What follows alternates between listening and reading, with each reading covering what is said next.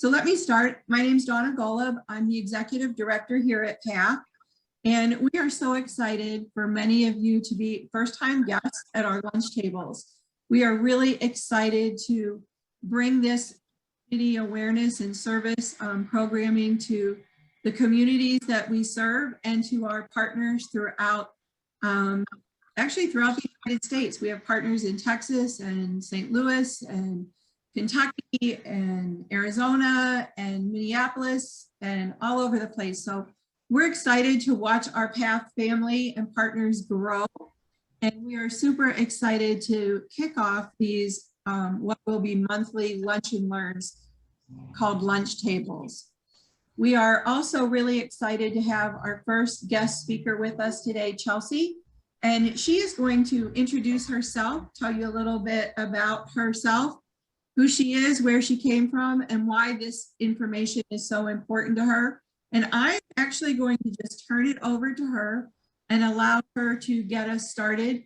We will spend about 45 minutes to an hour with Chelsea and the presentation.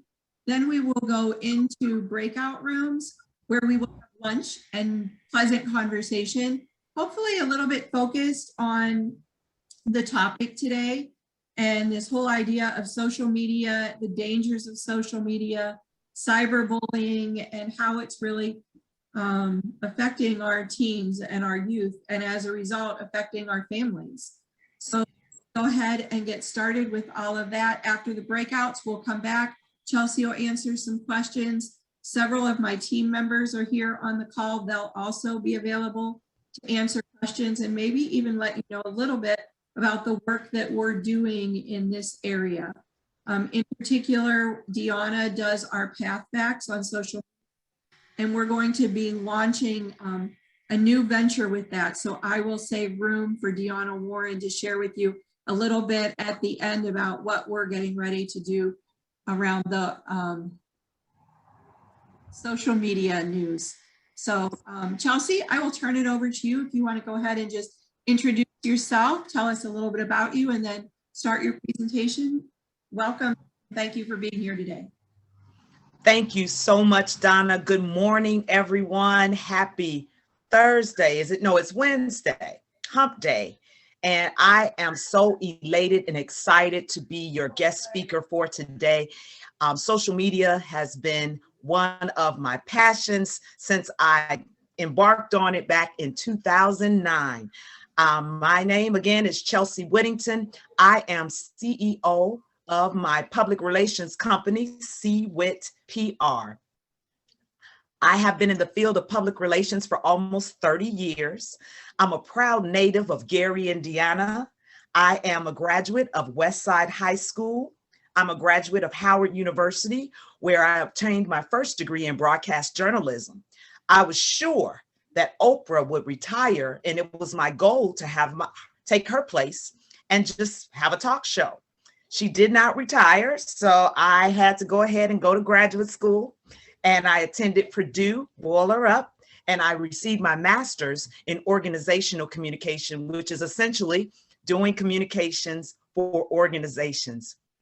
I have been doing that for the past couple of decades, having worked for a variety of organizations, nonprofit, for-profit, educational, governmental, business, entertainment, you name it. Some of them include Ebony Magazine, one of the oldest and largest African-American magazines in the country. I also worked for US Cellular, which I believe now is the 6th largest wireless company in the country. I also served as the director of communications for my fair city, Gary, Indiana, under the administration of the Honorable Karen Freeman Wilson during her first term. Most recently, I served as the director of external affairs for the Chicago Urban League. On my birthday in 2019, I decided, after prayer, research, and consultation with my family, to step out on my own and start my public relations firm. My thought process behind this was, I have been doing this, been in this field for so long, for so many entities. Why not step out and do it for a variety of entities at the same time?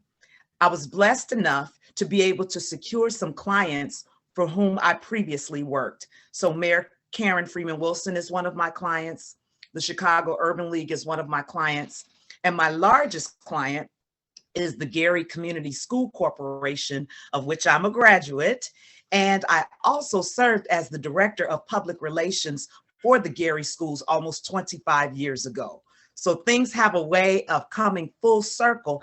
And today's topic that involves our young people is right on target and a passion of mine. I am not a mother by birth of children, but I have a lot of young people in my lives, nieces and nephews whom I've helped put through college. So I feel like I'm a mother.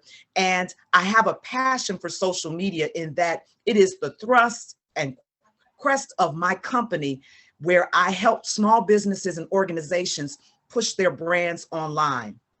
We are in a time of a pandemic, so we are leaning on social media more than ever to stay connected, to stay informed, and to push our messages forward. Meanwhile, it has opened up an opportunity for our young people to be connected more than ever to these little guys. And we too, as adults, are guilty of the same thing, where we can't leave home without, hands raised, I see the hands going up, can't leave home without it, constantly glancing at your phone. And for me, it is indeed my bread and butter and my livelihood. So I get it. But what we need to do is to be very cognizant and aware of what our young people are doing with these devices. Are they using their powers for good or for evil? And that's what we're going to talk about today.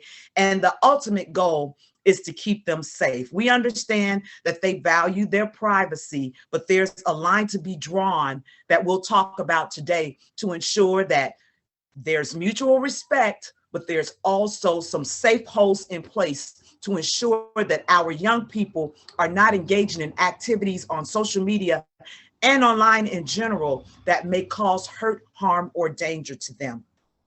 So at this time, I am going to share my screen. I have developed a PowerPoint presentation, which I will go through, but I am of the thinking that this is a very casual conversation over lunch. And if you have a question, you can place it in the chat and I will pause to address it, because if it's timely with the slide, I would love to address it to make sure that you get your questions answered. All right. So we did a practice, so I'm hoping this works, right?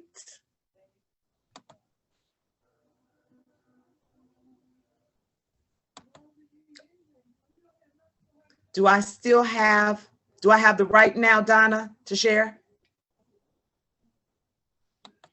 Okay.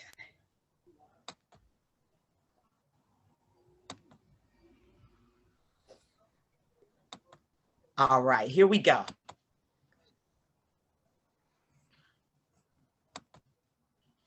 Can someone let me know if they can see my screen? Yeah, we see it. All right, thank you. So I have done a combination of sorts to talk about cyberbullying and overall social media. If you take a look at my home screen, you'll see a few of those familiar logos of what we engage in. Some of us, some not, but these are the logos for Facebook, TikTok, Instagram, and Snapchat. I know that we're already busy, and so the question may be in your mind, do I have to subscribe to all of these? Well, if you have a teenager, my first mind says yes. Even if you're not active on it all the time, it is very important for parents to be aware of these platforms and stay in the know, at least with a functioning knowledge, so that you can do the checkups that we're going to talk about today. We're going to start our conversation around cyberbullying. And believe it or not, the bullying that we once knew on the playground simply transferred to the internet. And the thing about it is, when we were bullied or we bullied someone, I hope no one on here was a bully, but if we bullied someone on the playground, you could see the person, you could go and you could tell, and you could get an adult involved, and it more often than not was squashed upon someone being notified. The difference with cyberbullying now is that we can hide behind our devices. We can change our identities. and we can constantly berate and harass individuals with less of a chance of being caught. So I wanted to talk a little bit about that. And here's the definition. Cyberbullying is anything that takes place on electronic technology, any type of bullying using devices and equipment such as your cell phone, computers, tablets, and any other communications tools that include social media sites, text messages, chats, and websites. And you may hear people say your inbox, your DM, which means direct messages, your PM, your private messages, so much for us to learn. And I find myself doing the research a lot because there's a lot to remember and to keep up with, and things are forever changing.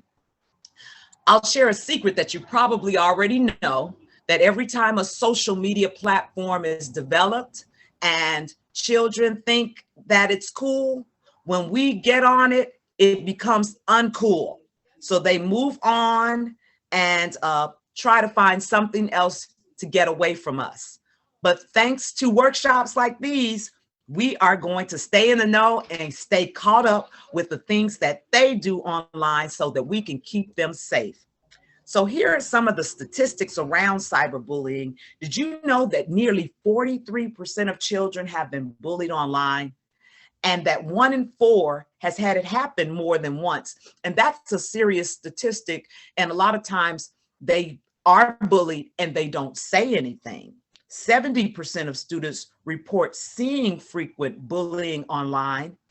And lastly, over 80% of teens use a cell phone regularly, which makes it the most common medium for cyberbullying. I have spent a lot of time doing presentations pre-COVID in the classroom with students, and a lot of them have admitted to me that they see the bullying taking place online, but they are hesitant to get involved, to report anything. They don't want to become the target of the bullying. They don't want to be seen as a snitch, or they look at it as it's not my problem because it's not me. And so a lot of times it is imperative that we as adults, as parents, as guardians, grandparents, have to step in by monitoring the social media activity, because it can be one or the other. Your child could be bullying, or your child could be the bully. So why does cyberbullying occur? Kind of the same way it would occur on the playground back in the day. You find the weakest link or the most vulnerable person, the nicest person, the person who's not bothering anybody, and you decide that you want to target him or her. There may be some form of payback. You took my boyfriend, or you took my girlfriend, so I'm going to fix you online by posting some type of negative picture or post or something that's untrue about you and spread it all over the school. 81% of young people think bullying online is easier to get away with than bullying in person, and they're absolutely right. By the time we've tracked it or taken a look at it or screenshotted it, maybe they've taken it down, maybe they've closed their account, maybe they've changed accounts, and it's very hard to track unless you're one of these parents who's online with me today, who's interested in getting more involved and engaged with their child's online activity, so you can determine whether or not your child is being bullied or doing some bullying online. Another reason that cyberbullying occurs is there are cowards out there. You have no courage to confront someone with an issue or problem that we, back in the day before the internet, would just talk it out or make a phone call or talk to another parent and say, let's solve this. We don't do that anymore. A lot of times we say, well, I'm just going to put something out there online, or I'm going to send a threat, or I'm going to inbox something, and that's how I'm going to handle this issue with a person with whom I'm at odds. Now, there are some instances where it is innocent, or a child doesn't realize that he or she is being a bully. They didn't know that they were being hurtful. And again, that's where we as parents come in to say that's not something nice we should say. I can remember very well when my mother, when I was growing up, my parents often instilled in us about being courteous, being polite, saying thank you, and just giving compliments and being expecting to be treated the same way that we treat others. That's not so much the case on social media. The way we interact now can be crass, it can be cruel, and again, we can hide behind our devices. And that leads me to the last bullet, that there are some people out there who are just plain mean. Few other statistics about cyberbullying. Did you know that 90% of teens who have seen social media bullying say they have ignored it? Now, that is one of the statistics that bothers me the most, because it says that there's a lot of this going on, but nobody's saying anything about it. And a lot of times something tragic happens because no one's reporting what they're seeing online. Only 1 in 10 victims will inform a parent or trusted adult of their abuse. So that means there may be someone on this Zoom today who has a child in their life who's being bullied and on cyberbullied, and they're not saying anything, and they're trying to deal with this themselves. And in an environment of e-learning, it is increasing ever more because you have opportunities to type in chats, privately say things to people that are insulting. And so we have to get on top of this serious problem. Ladies, girls are about twice as likely as boys to be victims and perpetrators of cyberbullying. I was surprised by this. We're the ones out here bullying people. We used to think it was the little boys being mean, but the girls can be a little mean too, and they can send those messages that are hurtful and hide behind their devices. And so later in this presentation, we'll get into how we can find out whether our children are engaging in that type of activity.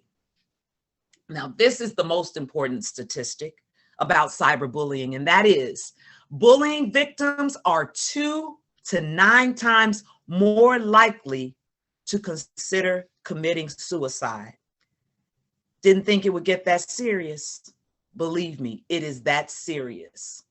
Things that we probably brushed off as children when someone insulted us or called us a name, today they embrace their whole social media profile as their brand. This is who I am. This is how people know me. And so if my brand is impacted, I am emotionally impacted. And if I can't recover from this embarrassment, then the next thing I need to do is to harm myself. And that's a scary thought. And that's exactly why I'm so glad that PATH is hosting this conversation, because this is something that many parents may not have really thought about. But we have to talk to our children and find out what's going on, because they are very, very crafted and skilled at hiding their emotions, hiding their phones from us, and not letting us know what's really going on. So I'm going to give you a couple of examples. And when I teach in the school systems, I always use these examples because they seem to really hit home with the young people. They're practically on the edge of their seats. On the left side of my screen, there's a clip of a news story. A woman, 17, killed after being repeatedly rammed into a tree. Well, let me tell you the backstory behind this. This happened a couple of years ago over in Chicago. There were 2 young ladies who happened to be dating the same young man. These are all teenagers.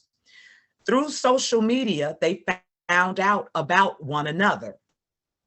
They would bicker back and forth online via Facebook, keeping in mind that others could see the things that were being said. On one particular day, one of the young ladies went out with the young man on a date and checked in on Facebook as to where they were. For those of you who don't know what checking in is, it's just when you let everybody know, whether you're at a restaurant, you're in a building, you're at PATH, you're at a radio station, you check in, and then your followers can see where you are. It was thought more than likely that she checked in with him to let the other young lady know, I'm with him. While we thought this would just be something that happened online, the other young lady arrived at the location where the two of them were. They weren't standing directly together when she showed up on the scene, and she was in her car and proceeded to mow the young lady down with her car repeatedly into a tree. And I know this is very hard to hear, very hard to think about, but I selected this story just to share with you how serious cyberbullying can be and how it can escalate. And the parents had no idea that this was going on because they had not checked their phones and they did not know that this type of activity was happening between their children. So the young lady perished in the accident. And here we have a terrible scenario of one child dead, one child gone to prison, and the child who passed away happened to be the daughter of a Chicago police officer. Sad news all around. And when I tell this story in the classrooms, I always ask the young ladies, where do you think the young man is? He's gone about his life. He's able to move on because he has two young ladies bickering over him on social media. And so this may be a distant memory for him while these other families are suffering from great loss. And so I wanted to share that story with you to say, please be more attentive to what your children are posting, who they're friends with, and just who they're interacting with and where they're going and when they're checking in. These type of things threaten their safety. On the right side of my screen is the story of Tasia Jones Banks. And this is a post on Instagram. If you can see, it says prom 2016. Tasia is all dressed up and ready to go to the prom. So she decides, like most teens do, to post her picture on Instagram to say, hey, I'm prom ready, I'm going, I feel beautiful. Immediately, for some reason, this photo went viral and she was barraged. There was a barrage of negative comments. You're ugly, you're fat. Why would anybody want to go to the prom with you? It went so far that some of the posts even said, you should kill yourself. Well, thankfully, because this post went viral, there were several celebrities who happened to see the photo and they began to chime in with positive remarks. A singer, one of my favorites by the name of Mary J. Blige, chimed in and told Tasia how beautiful she was and shared that photo with her millions of followers. My fellow Howard alumni and actress, Taraji P. Henson, she also chimed in on the post and shared it to let people know that beauty comes from within and that self-esteem matters and that we should uphold and uplift one another on social media. I share this story because there are brighter sides to social media. I don't want to scare you away and think that everything that your child is doing on social media leads to these negative results. There are times when we have opportunities, and I encourage them to comment with positive comments. Make people feel good, and it makes you feel good when you're polite to others. Now, let's give an example of a social media danger when we talk about child predators. This happened less than a week ago. In Florida, there was a young lady, 13 years of age, who did not return home after the basketball game, and her grandmother became concerned. The first thing she did after alerting authorities was go to her granddaughter's friends to find out where she could possibly be.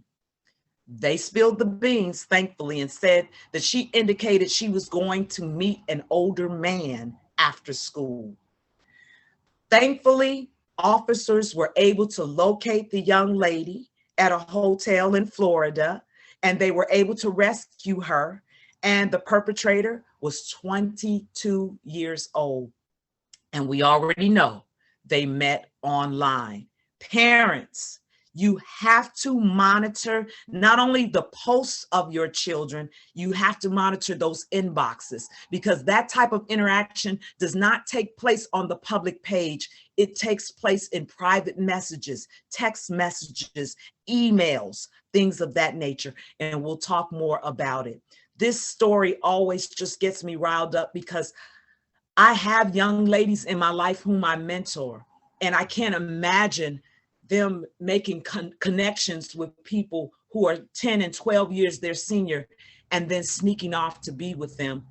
And so we'll talk more about how we can identify signs that things like this may be happening. I'm going to pause to find out, because I can only see my screen. Are there any questions or anything taking place in the chat, Donna? You're muted, Donna. Sorry. Thanks, Jeremiah. There are no questions. I have made a couple just statements, kind of highlighting what you're saying as you go. So I appreciate it. All right, I'll keep going. yep, we're good. We are now at the point where we're talking to parents about what we can do and how we can prevent some of these social media dangers. And the first and most important thing is to consider two-way parent-child communications. How many times have you picked your child up from school? They slide into the back seat. They say, "Hey, Mom. Hey, Dad." And you say, "Hi, sweetheart. How was school?" And they simply say, "It was great. It was fine." And then their heads go immediately down and back to their phones. We don't pause to have any type of conversation that it has any substance to it. If you do that, let's make today the day that we stop and ask pointed questions. What did you do today? What did you learn today? Who did you see today? And you might even slide in, "Let me see your phone." That ought to catch them off guard, but it also should be something that can be a regular occurrence so that they know that you are on top of their activities with social media, with texting, with emailing, and all of these other activities. Another point that I want you to think about and pay close attention to is your child's, or if you're a guardian, the child in your life, their self-esteem. We know our children better than anyone else. And we know whether they are more of the confident type where nothing shakes them and they are out in front, or if they are more of the personality where they seek the approval of others. If it is the latter, I would recommend that you keep a closer eye on their social media. Sometimes even in the world, in the cyber world, we're looking for validation, and we post things and we do things that may be somewhat uncharacteristic of us just to get validation from our friends, our peers. Maybe it's posting a picture that's a little risque. Maybe it's answering a text with an answer that's a little bit more grown than it should be. These types of things to say, "I fit in and I am just as mature as my classmates." And so if you are noticing this type of behavior with your child, it is our job to step in to monitor the type of exchanges that they're having with their peers and their classmates. That leads me to the next point in bullet. The first bullet is to know your child's friends and their parents. I remember growing up, and I'm sure many of you can relate, that I couldn't go anywhere without a full report to my parents of where I was going to be, who I was going to be with, the phone number of their parents. And when I was a teenager, if we were riding or somebody was driving, my parents wanted to make sure they had proof of insurance, that I was insured to be in the car. Now, I can't see your faces, but I'm sure some of you are nodding that, yes, it went to that level. And I say, why not get back to those times where we are that concerned, where we dive that deep? I know we're busy, but there is nothing more important than the safety of our family and our children. So knowing your your child's friends and their parents puts you a step ahead of the game, because you're working together on your children's behalf checking those phones, making sure they are where they say they are. Number two, I hope this is not something that you have to go back and do. You should already have this, the passwords to all of your child's devices. I'm thinking everybody on here pays the bills in the house, right? Anybody have a child? Type in the chat if your child pays the bills. Okay, I'm sure the chat box is blank. So if they are feeling like their privacy is being violated, remind them who pays the cell phone bill. And even if they do have a job, a part-time job at McDonald's, and they're paying for their cell phone bill, overall, you are the parent. Take control and make sure that you have access to all of their devices. If they're unwilling to give it to you, that's a red flag in itself, thinking that they may have something to hide. Parents, let's periodically view those texts, those social media pages, those tablets, those computers, those emails, etc. And if you're feeling like, well, I don't know how to do that, I don't even know what to look for, then take some social media classes. They're out there, and I teach them as well, like we're doing today, but even with the more hands-on, where you're able to pull your phone out and go through different motions on your phone to learn these things. And of course, there's always Google. When you hear terms or see terms in their texts, text messages or inboxes that are unfamiliar, look them up. Don't just let it slide and say, I don't know what that means. It's probably nothing. It could be something that could be serious and could endanger your child. Next, we need to install tracker apps and features that allow remote monitoring of your child's devices. Again, that's a simple Google or a simple trip to your local cell phone provider. Ask for assistance to say, I'd like to know where my child's phone is. It's on your account. You are within every right to know where that device is and where your child is at all times. It's for their safety. Explain that to them, or maybe they don't need to know because they have become savvy enough to turn their locations on and off when they don't want you to know where they are. Scary, right? Another thing to be aware of, beware of disguised apps. I was floored when I found out that many of the apps or the icons on your child's home screens are fronts. They are disguises for other apps. For example, there's some apps that look like a calculator, but when you click on that calculator, it's not a calculator. It leads to those back pages where the direct messaging is taking place, the dating apps and things of that nature. So I'm going to give you a tip on that at the end, my last tip before we close out of this discussion. But just beware of them. Click on that icon when you have your child's phone and say, is this really a calculator? And make the time to go through all of them. I know I have probably 50 icons on 4 home screens for my phone. So what? Take the time to click on those icons to make sure they actually lead to the application that is shown on the phone's home screen. Here's the sneaky one. Check for duplicate social media profiles. Many of you are happy to know that you are connected with your child on Facebook, on Instagram, maybe even TikTok and Snapchat. Newsflash, some of your children have other profiles. They're friends with you on the friendly page where grandma and auntie are on that page.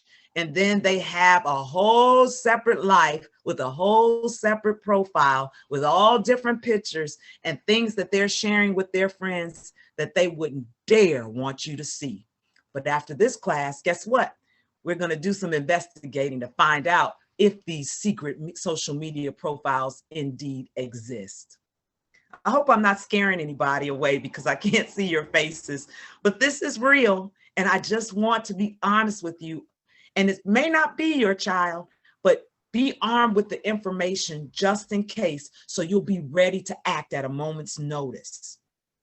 Kelsey, there's a question. Yes. There's a question. Someone wants to know how we can look for duplicate or secret profiles. Okay. So one of the ways that you can do that, again, is checking your child's phone. Because when you have their phone in hand, if you click on Facebook, you're able to see who they are on Facebook. You can see what their profiles are, what their handle name is. So again, establishing that relationship that says, give me your phone, is a starting place. And if there's someone else who wants to recommend what they do, I'm happy to hear, because again, I don't have any teens in my house. I have nieces and nephews, but the youngest one is 21. So I probably would get a big side eye if I asked for their phone. But for the teens, I would click on those icons that are listed at the top of my page of my slide, that Facebook icon, that TikTok icon. And as soon as you click into those applications, you're able to see what their username is. And if you're randomly asking them, let me see your phone, they don't have time to switch it over to the other profile, because they're using that one way more than the one that they're Facebooking with grandma. So you can do it that way. I have witnessed some parents to go so far as to create their own separate social media profiles, pretending to be a child, and then they friend their child on social media so that they're secretly following them. We have to get as clever as them. And I have to be quite honest, I'm not against doing that. If you really feel a need to protect your child, then you might need to be little Sarah from Valpo Elementary School and friend your child so that you can follow along with what she's saying and what she's posting. Another thing, check their inboxes. It's one thing to check what they're posting publicly, but what is going on in their private messages? That's where things really happen, where inappropriate messaging takes place, where adults can reach out to them. And it's not on this list, but it brings another thought to mind around what your child's settings are on social media. You can have a public page. You can have a page where only your friends can see what you post, and you can set these settings. And if your child's page is public, that means that I can get on your child's page today. If you tell me your child's name or what their handle is on social media and their page is public, then anybody can get on their page. So you might want to have, no, you do want to have a conversation with your child about their privacy settings, because we don't want child predators to go after our children and take their pictures, post them in other circumstances that are unflattering, and just sell their images. You just never know. So those privacy settings are very important to pay attention to. And the last tip on this list is for all of us. Although social media, I indicated, was my bread and butter, we all need a digital diet. And that means unplugging. When it's time for dinner, it's time for dinner, not dinner and Snapchat or dinner and TikTok. Let's put our devices away and have a conversation where we're actually looking at one another. Eye contact. How is your day? Who's your teacher? What are we eating? Want to help me prepare meals? These are the things that remind me of the amazing childhood I had growing up in Gary, Indiana. We were required to come to the dinner table and have a seat, not take our food back upstairs to our room and close the door with the TV, because we needed that time to share what was going on in our lives, good or bad, to pray and reflect on our day. If you're not doing that, it's such a refreshing activity. And perhaps with the pandemic, it has allowed that more, since we're spending more time at home with families. But if your child is determined to always leave the dinner table, or they want to be with their phone and eat, let's work on breaking that habit and having a digital diet. In addition to that digital diet, when we unplug, let's totally unplug, because a lot of the activities that I've talked about today, they happen at night while you're asleep. their phones are going, they're inboxing, they're texting, they're emailing, they're on these inappropriate websites, they're surfing, they're sending messages, they're being bullied, they're bullying people. All these things are happening and you're sound asleep. So I know some parents who say, okay, all phones off, they go in the box or whatever, or they have that remote monitoring feature where they can kind of see if there's activity taking place on the phones late at night, wee hours of the morning. There's a couple of comments. Chelsea, I'll just go back. Okay. Commented that we have to be careful about masquerading as a child ourselves because that can backfire and there's some legal ramifications there. I agree.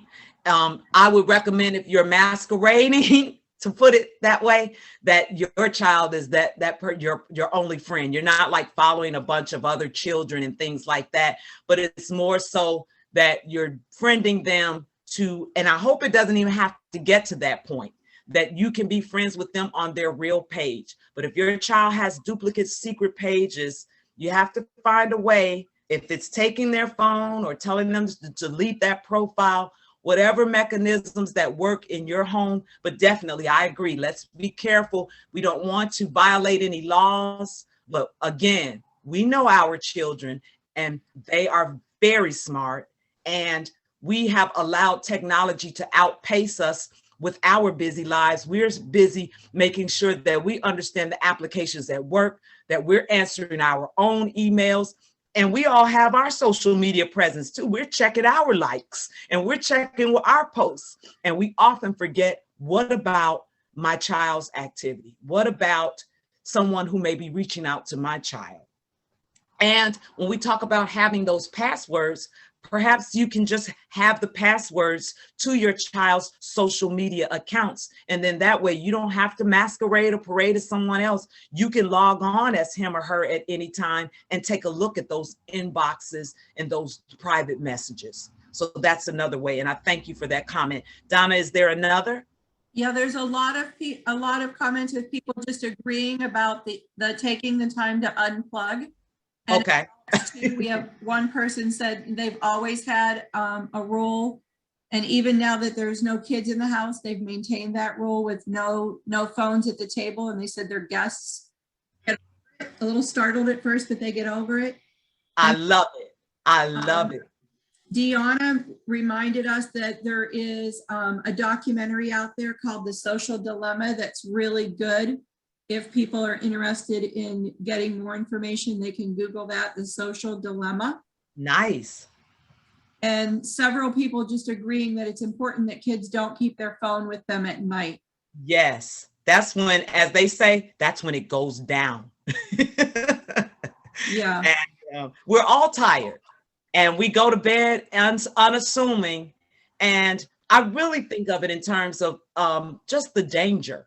Because when I think about that conversation about the esteem and wanting validation and wanting to fit in, you know, if somebody reaches out to your child in an inbox and says, "You're so beautiful," that's an esteem builder. And they're a child. They can only think as far as their age.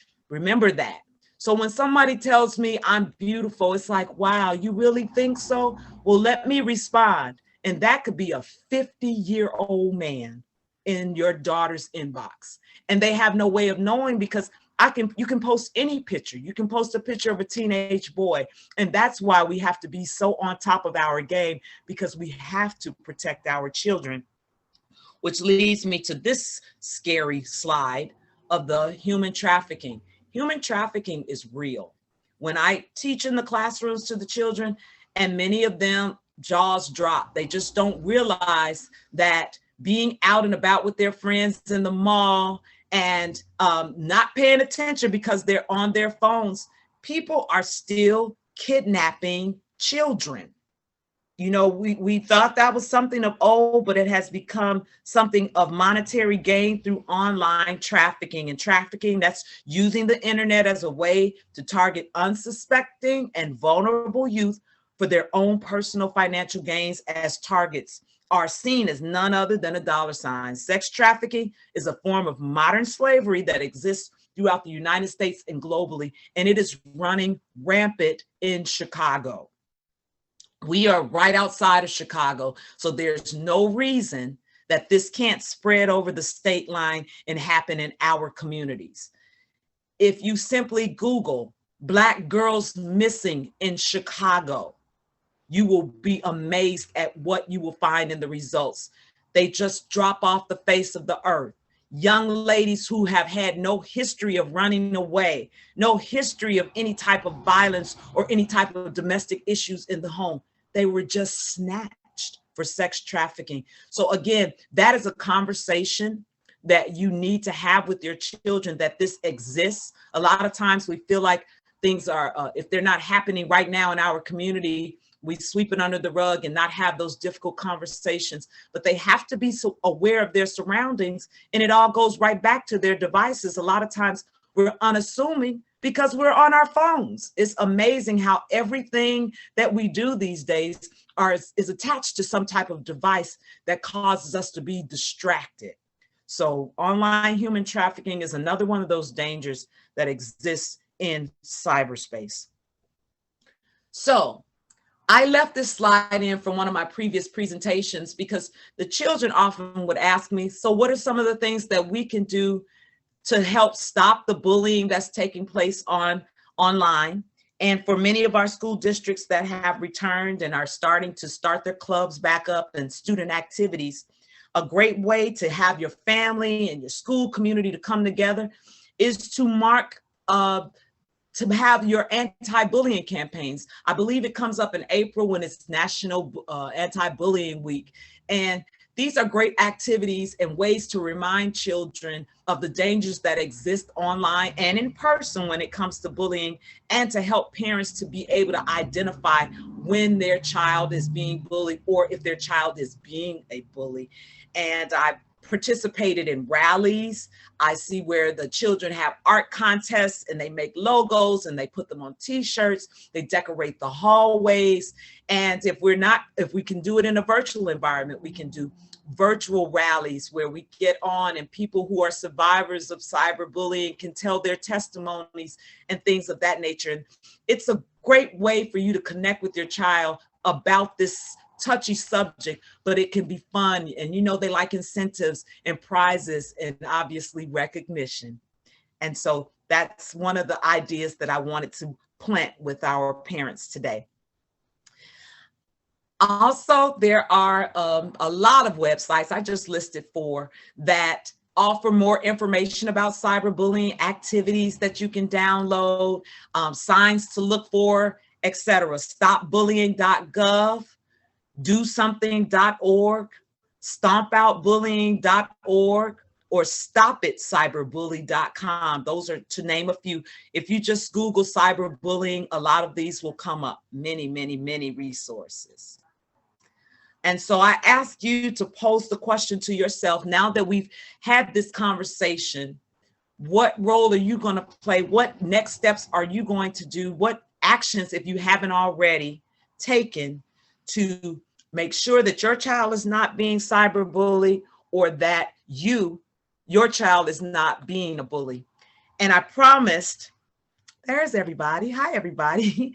I promised that I would give one more tip that wasn't listed in the presentation. And if you say you ask your child for your phone and they're getting a little antsy, or you just don't feel comfortable doing it if you haven't been doing it for a while or haven't been doing it, here's the way that you can do it. You can take their phone and you have your phone and take pictures of their home screens, all right?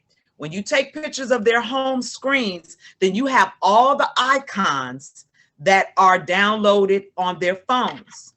You can go to someone else you trust that knows more about these icons. You can Google these icons. You can go to your cell phone provider, but it gives you the full picture of all the different programs that your child has on his or her phone without holding their phone a long time. It kind of gives you a cheat sheet to study to say, okay, they have Facebook, this is their camera. Okay, what is this? And so you can have the name of the application, and it may be something innocent. It may be a math application for school. But if you have a picture of their home screens, then you know what the icons are on their phones.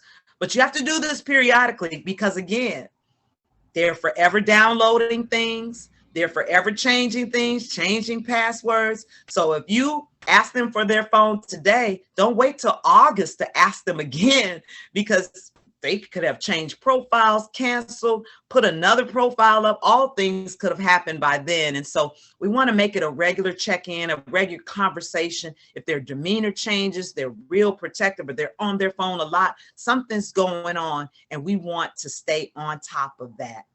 And if you are interested in having me as a speaker or to join in more conversations, you can certainly reach out to Donna for more of my contact information. I am on social media. You can follow me. I'm Chelsea Stalling Whittington, or by my company name, CWIT PR. I'm also on LinkedIn, Twitter, Instagram, and Facebook. I have not opened a TikTok account, but my assistant is opening one on my behalf. I'm scared, but she says I need to do it. She's a millennial, so I'm trusting that it'll be okay in the world of TikTok. But parents and guardians, empower yourselves. You can do it. Don't let the technology scare you. It, as you can see, could be a life or death experience. When we don't know what our children are involved in or with whom they are involved, we must protect them. Donna, thank you for this opportunity. I'll pause now for any questions, or if it's breakout time. It's 12 o'clock almost. So thank you everyone for your time and attention. Thank you, Chelsea. I don't see any additional questions in the box. So what I'd like to do right now is take just a 5-minute break, let you grab your drink or your bagged lunch or heat up your soup, whatever you need to do. We're going to take 5 minutes. We're going to come back and do our breakout rooms for 30 minutes, and then we'll come back together and talk about what we talked about.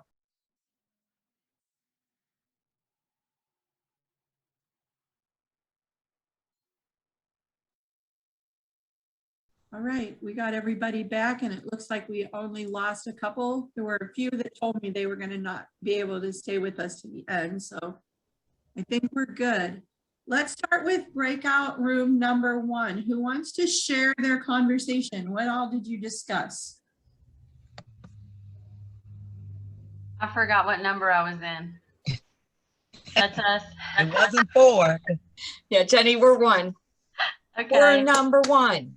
Yay. So basically kind of trying to stay in a balance, like laying down some boundaries like right off with your kids, so at the very beginning they know. But then we also brought it up where not necessarily hovering or going after getting into their phone unless there's reason, like if there's warning signs or anything, or if there's a reason to, could also be another option. You know, and I think we were talking about our own personal older teenagers. So I think it's also can depend on their levels or their ages and things like that. Did I leave anything out? No, you did great. That was perfect. Oh, well, thank you. So I have a question for your group. You mentioned the warning signs, and that was one of the things that we kind of just skimmed over a little bit. What kind of warning signs would we be watching for to know when it's time for us as parents or guardians to do something? Change in friends. I think to add to one is Sandy said that when her daughter sits next to her, she doesn't like hide her phone away. And one sign I think is when the child starts hiding their phone away, turning it away, and really being secretive with it. Yeah, that's a good point, Renee, because she even keeps the volume on. It's like, would you turn your volume down? It drives me crazy. But Does that's, anybody have any feedback or questions, comments about that?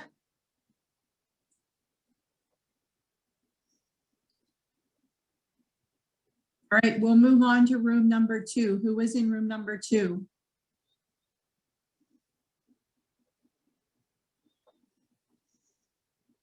No one's sure. Next time I'm going to make sure that I say, check what room you're in before you go. Yeah, I know we're 4, so. All right. Well, who wants to go? Go ahead. I Jerry, think room I think number we 4. were- Let's- Yeah, I think we were 2. I think we were 2, right? Go ahead, Ann. You go. You. Well, we basically discussed like it starts at such a young age.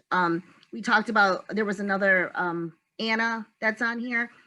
We both have grandchildren, and her grandson is 5, and I told her how mine is 9, and that you know, it starts at a young age, like with the video games and you know, just the iPads and all those tablets.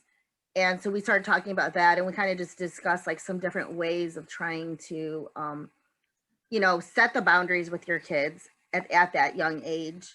Tanya added in there, you know, do the settings. It's important to go into the settings and do that. And like for us grandparents, if we don't have the passcodes, oh, I could turn my camera on. If we don't have the passcodes and we don't have the PIN numbers and all those things, that we need to communicate with the parents to make sure that they are doing it, or they give it to us so we can help the situation also. And, you know, and then I'll let Deanna comment a little bit more about what she discussed, but we kind of went like all over the place with it. And we came up with, you know, communication, things like that, not just with the kids, but with parents also. So. Yeah. So what I was saying in the group was that as a mentor, because I mentor a lot of young people, I'm a youth leader as well. So something that I've noticed is that if a child, not child, but if a teenager, especially when they get around 15, 16 years old, if they want to do something, they're going to do it. And so I think starting with identity, really dealing with their identity, because a lot of times social media is really that external form of their identity. So if they're not really affirmed, right, in real life, then a lot of times they'll seek out affirmations or identity or value in social media, right, on platforms, right? So making sure as mentors, as educators, as parents, as whatever role we have in a young person's life is to affirm as much of them in real life as possible, so that they're not seeking out social media as a way to validate their existence or to give them value, so that the likes and the comments and the hearts and everything is not as weighted, right?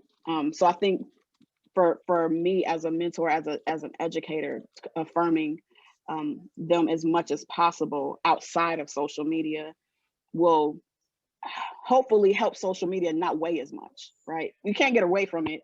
And like I said, they're going to do what they want to. They're going to do, if they're going to find it, if they want to do it, they're going to find a way to do it. We can, especially when it's easier when they get younger, as Ann was saying, it's easier when they're younger. But when they're older, there's almost nothing you can do to stop them from, you know, what they have like really intended, their intent to do. And so really at that point, we should really focus on why they're doing certain things, and start to target the behavior, right? Start to target the reasons why they're wanting to post this way, why they're wanting to have a certain kind of like response. And, you know, and because sometimes that could, if they understand the why, it's not as heavy for them when it's not the response they want, because that turns into depression, anxiety, and all kinds of things. So really focusing in on them in real life. We can't see them and talk to them right now because of quarantine and everything, but that's made it worse because they've had to burrow even deeper into the belly of the beast, as I was saying earlier. And so making sure that we affirm as much of them as possible in real life, so that social media is not as big of a deal. It's going to be a big deal regardless, because it's part of their identity, because they're still finding their identity, but trying to help affirm their identity outside of social media. Okay, I'm gonna stop talking. I'm sorry. I'm done. No, you're doing great. Yeah, I Oh. totally agree with that. What you were saying. And there was another thing I left off that's very important. I talked about us having our own social media profiles. We have to lead by example. So if you follow me, you'll never see anything profane, negative. And if you post or try to post or tag me in something negative, you'll get blocked immediately. And so since we are in this virtual environment, and if we are in the life of a child, like I said, I don't have any children in my home, but if I'm interacting with them and they say, well, let me go look Miss Chelsea up, that's an influence in itself to say, okay, if I want to be in her career, and I'm constantly reminding young people that deleting something is not enough. It's too late. It's already out there.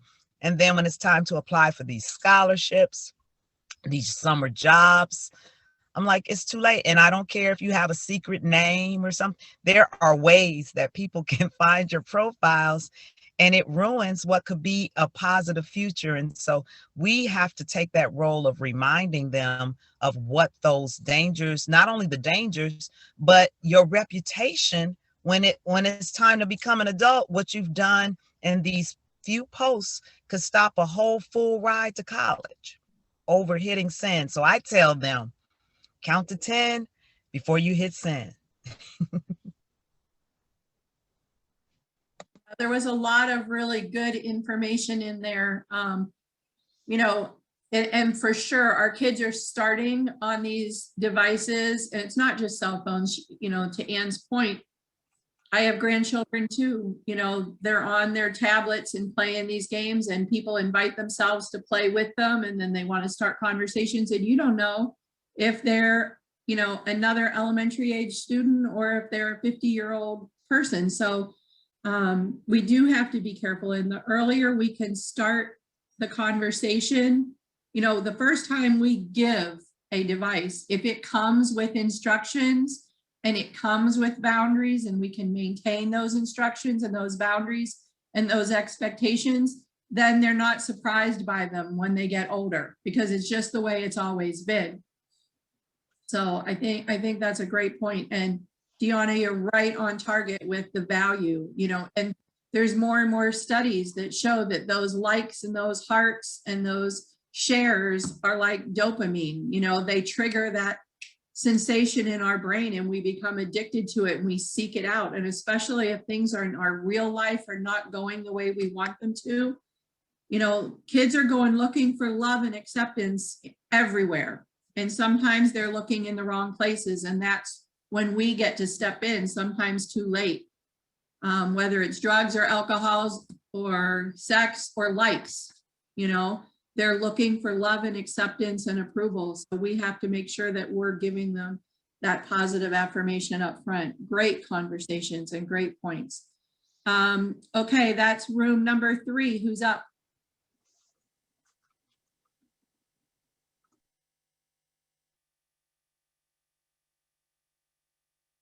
Three? Do we have someone from room 3 that wants to share?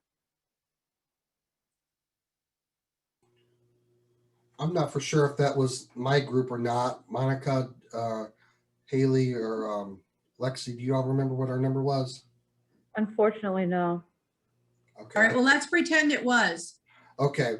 Well, I was on the phone. I'm Jason. I'm with Positive Approach to Teen Health. And I had Monica and Lexi and Haley in our group. And a couple of them could not. Okay, so we are 3. All right, there we go. A couple of them couldn't have participate because they're microphones. But we really were taking the information that was shared earlier and just talking about how quickly technology has just invaded all of our lives. And I don't think that we were all ready for that. And when you begin to think about how sometimes when you just jump in, sometimes it's too hard to backpedal. Sometimes it's hard to try to get yourself back on track. So we were talking about the severities of that. And again, going back to what some of the other conversations were about, my daughter, who is 8, I just got her first iPod, and I was explaining to her all the expectations that Daddy had for her, and that her iPod is connected to my iPhone, so I can see everything. but she needed to know that so that she knew that somebody was watching over her shoulder. And then I have the privilege to interfere when there's a conversation going in a direction that I don't think it should be going. So I think that's important, establishing those boundaries. Again, things have come up so quickly, and we talk about all those different types of things. Like when you think about a conflict, sometimes it goes quickly to the escalation where physical altercations come in. Everything is so quick and advanced nowadays, and it's just so hard to try to navigate and try to pinpoint and try to navigate through all that stuff. So just stepping back and just kind of just taking things slowly and just explaining the boundaries. So that's kind of like what we talked a little bit. I don't know if that was even what we were supposed to talk about, but that's what we were talking about. That's what the conversation was all about. It's great. There was no wrong conversation. That's the whole idea of this half hour in between, is just get to know who's in your group, have a good conversation. If it relates to the conversation, great. If not, that's okay too. Sometimes there might be something more important, but it definitely goes right back to the conversation, like we said, at different age levels. And Jay, I love that you're just setting those boundaries and those expectations right from the beginning. I think obviously it's much easier to do with a elementary age student than it is if you give a phone to a teenager for the first time and they already know everything there is to know. So what, as a parent, can you possibly add to their wealth of knowledge, right? Because they know it all. And to be honest, for me, I'm not super technically tech savvy. So that's probably true when it comes to technology and all the buttons on a smartphone and all of its capabilities. I'm sure they probably do know more than I do. But what I do know is, back to what Chelsea mentioned earlier, if I'm paying the bill, guess what? I'm going to know what your passwords are, and I'm going to have some control. And when I say, okay, it's bedtime, it goes in the basket, it's going in the basket, or else you're not going to have it very long. Right. And I told my daughter, I said, you ain't grown until you gone. So anything that you do while you're under my roof, I have every right to invade your privacy and your space. Now, if it's something that, mommy needs to step in and handle, that's one thing. But I want to, daddy's been there, done that, and bought the t-shirt. Daddy's been out there and he knows what's out there, and he knows what these people are trying to do and seduce and all that. We ain't fixing to have all that now. We got to get the boundaries straight. We got to stay on the straight and narrow path. God's got to be first. We got to get all this stuff in order, because if your house is not in order, it's going to be chaos, and we can't have all that. So she has to know those boundaries up front. So that's just this Holy Ghost preacher dad right here that's going to set all those boundaries. Well, whether you're a Holy Ghost dad or just a mean old thug, boundaries need to be set. What if you're a little bit of both? That's an even better thing. That's an even better thing, I think. Well, Jeremiah, you said you're number 4, and that's next, so go for it. Yeah, so I was so we were with Miss Chelsea and Miss Finley and Alec, and we were just kind of discussing some of the things that we've encountered sort of in our own sort of experiences. And I won't speak for Alec. Alec had just shared kind of a little situation that he was facing, so I'll leave that up to him if he wants to share that. But I just thought that it was very telling, because the things that we were discussing were just how, like what Miss Finley was saying, was that she worked for a Christian school for many years. And a lot of times people think kids that are in Christian schools are the ones that are sheltered. They don't know what's going on out there. But honestly, we were just saying how from experience from all of our perspectives, church kids tend to be the ones that are out there the most, only because they're just raised, so tight in these bubbles. And then it's like, no, I just want to get out. I want to know more what's going on out there. I want to know what's happening. And so, so sometimes they're facing with that. And then I was sharing my experience with my niece. I have my niece every weekend. And so, my cousin's daughter came to spend the night. Which is one of her friends as well. And, usually we take her phone. We take her phone and we lock it up when we go to sleep. But this particular evening we fell asleep, and we fell asleep on the couch.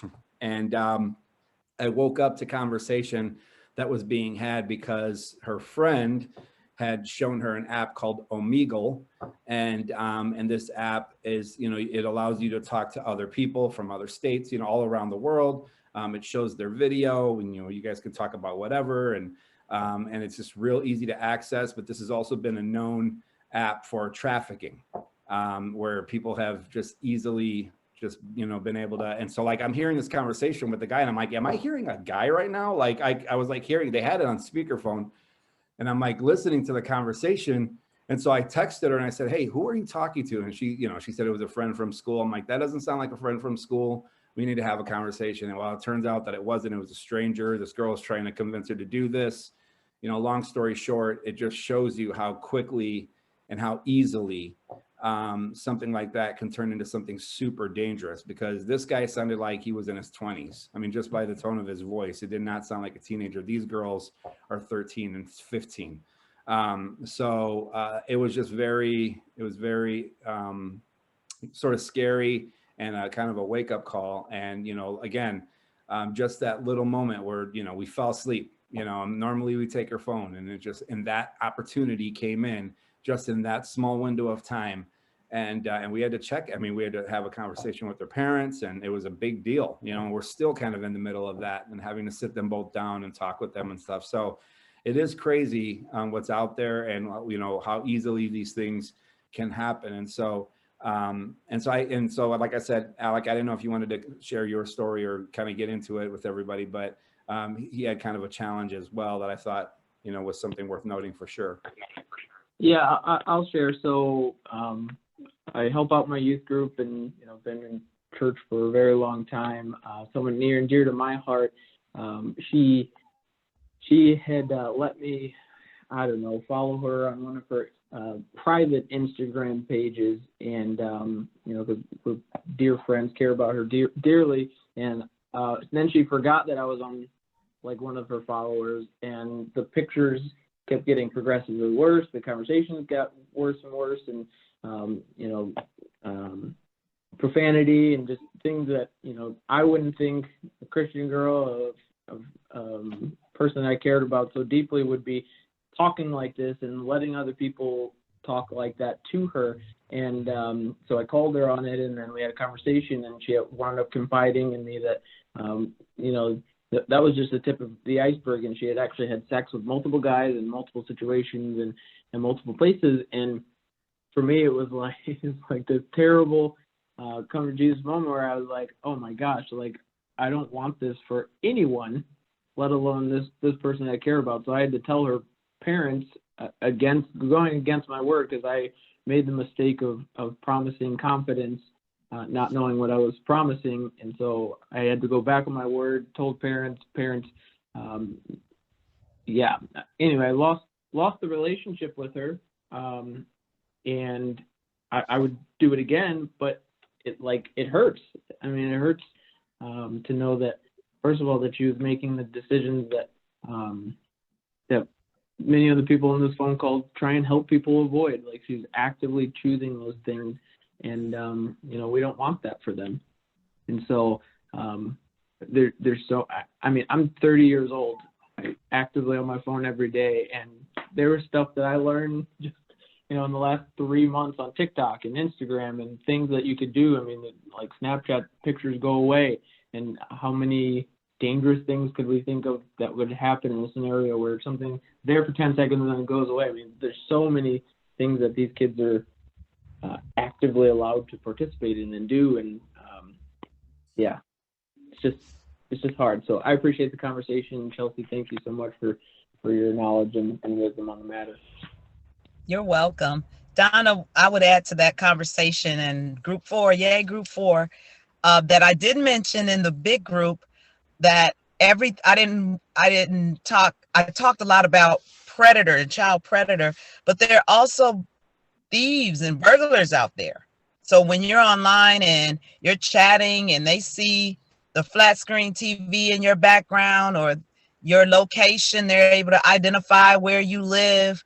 It also opens your family up for being victimized through theft and burglary. So we will also want to remind our children about the things they post. My dad got me this new phone, or I got a new car. there are people trolling for that as well. And so we have to be very mindful. And even when they check in, they're out with their friends. They need to do that after they're gone. You know, if you're just so excited about being at a certain restaurant, that's great. Post your pictures, but post them after you're done, because you never know if there's somebody who's stalking you, the kidnappers, the human traffickers. And again, our children can only think up to their age. So they're not thinking about that. They're thinking about getting those likes and getting that exposure and being an influencer. And then there are others who have things that mean harm for them. So I wanted to add that because we did talk about that in our group too. This has been amazing. Yeah, absolutely. Does anybody have anything else they'd like to add? We have one more group. I think we had 5.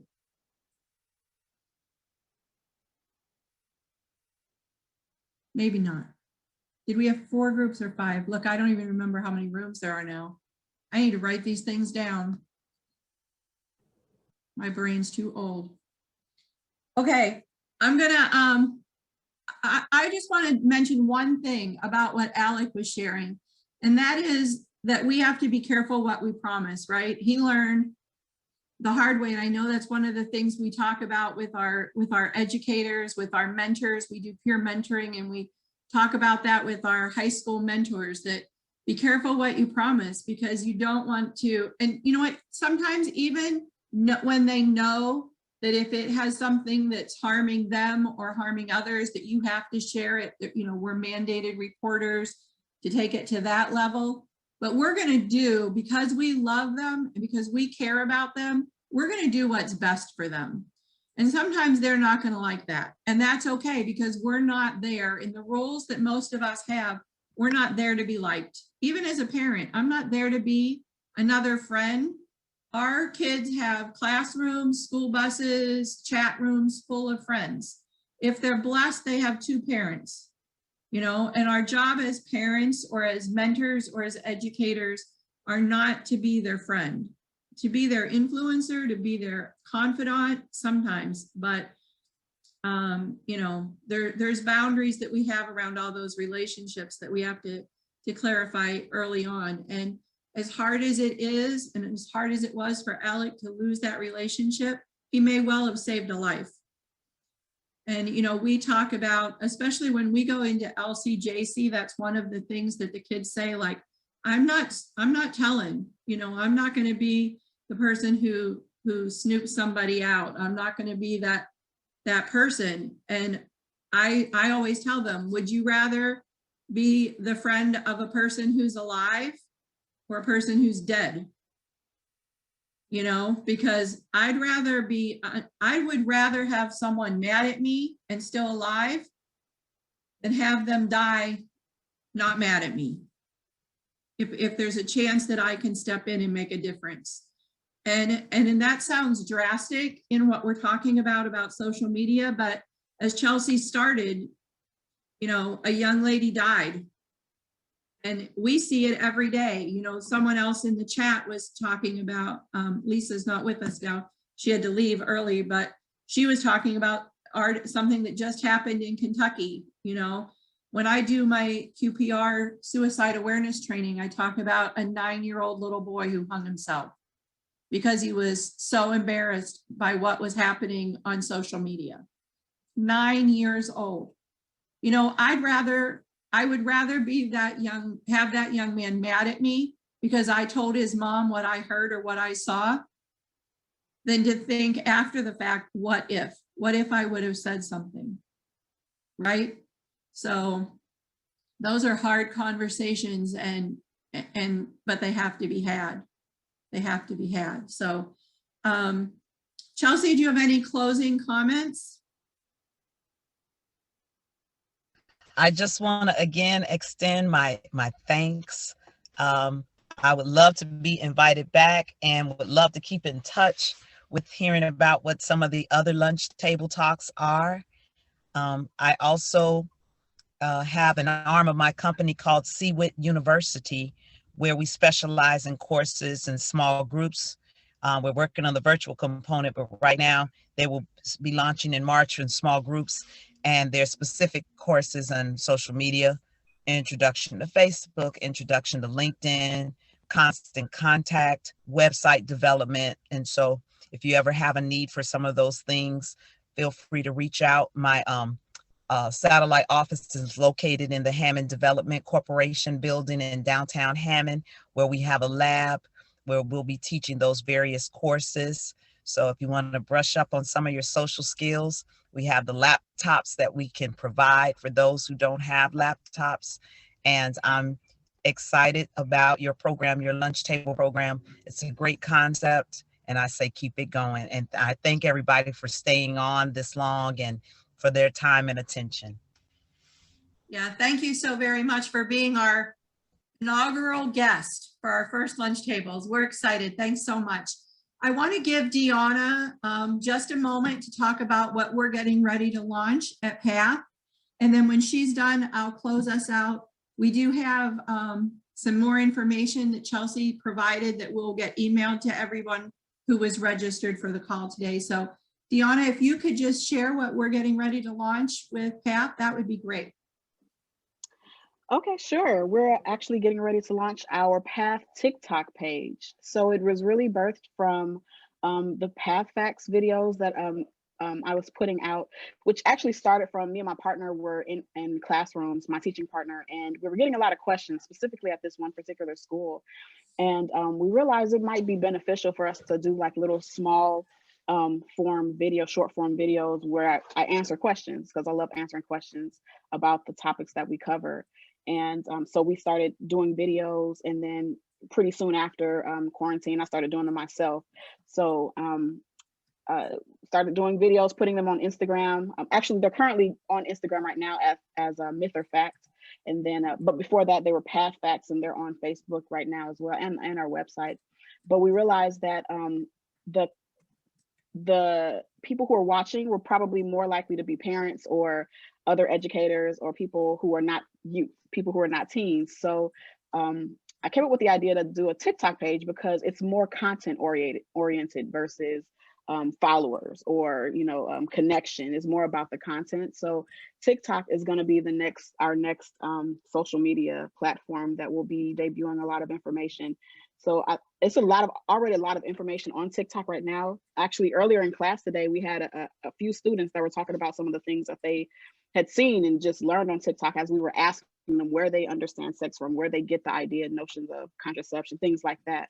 And they were saying, oh yeah, TikTok, I follow certain things. I've been seeing this on TikTok. And we recognize that not all social media content is accurate, right? Medically accurate. So we want to be an informational light in these murky waters of social media, so that they get accurate information and they get it from PATH.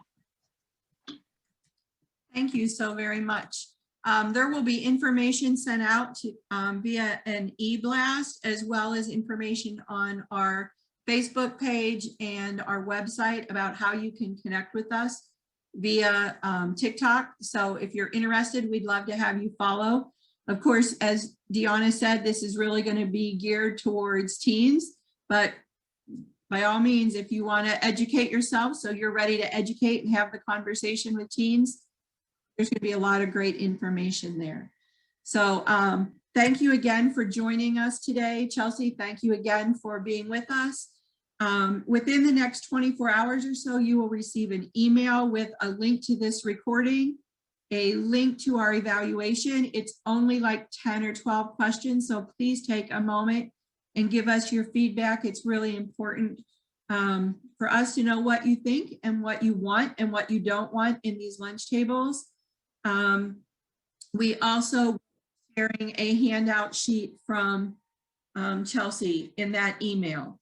Next month, will be every month, the fourth Wednesday of the month at the same time. Next month, we're going to be talking about alcohol, tobacco, and other drugs as they relate to the social and emotional well-being of youth. And our guest speaker will be Todd Willis, who is the Director of Prevention at Porter Stark. And he is a great speaker. You won't want to miss it. So you will be getting another email for registration, and we hope to see many of you again. So thank you very much for joining us today, and have a great afternoon.